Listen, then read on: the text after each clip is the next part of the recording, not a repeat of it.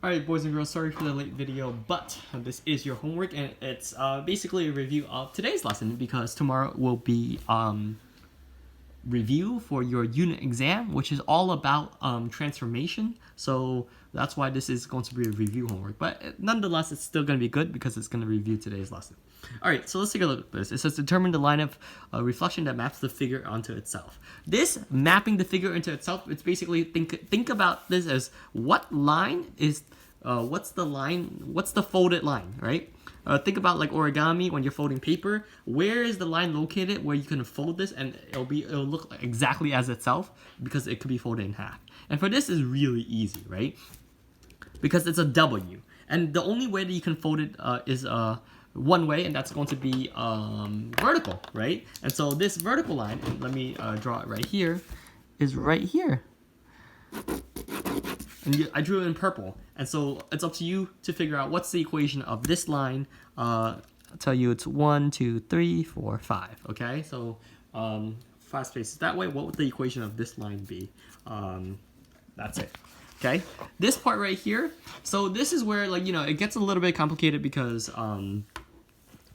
but it's not really, right? Like, you could use math or you could not. You could use visual, right? And so this is a U shape, right? And there's only one way to fold a U shape that makes it perfectly symmetrical from the left-hand side with the right-hand side, right? And that's just drawing a line straight down this way.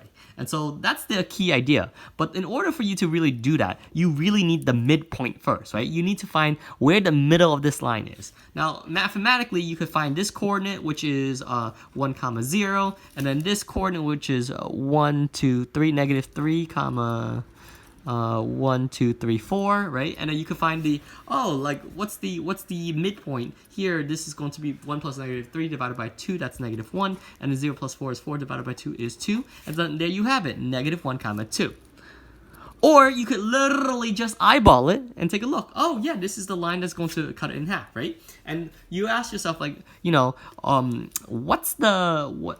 and if you wanted to figure out the equation of this line, you just ask yourself, what's the slope of this? Because this line that splits it has to be parallel to this line, right? And right now the slope is up 1 over 1, up 1 over 1. So that means that this line has to be also up 1 over 1, like this. And once you have this purple line, which you see to some extent messed up, but it's fine, it does cut this in half. All you need is this point and this point, because you've got to ask yourself, what's the m value equal to? And then what's the b value equal to? And once you have the m value and the b value, you could write the equation of the line y equals mx plus b. And that's it, right?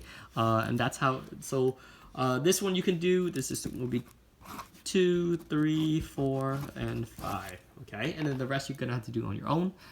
We got a review for the unit exam tomorrow, and that's it.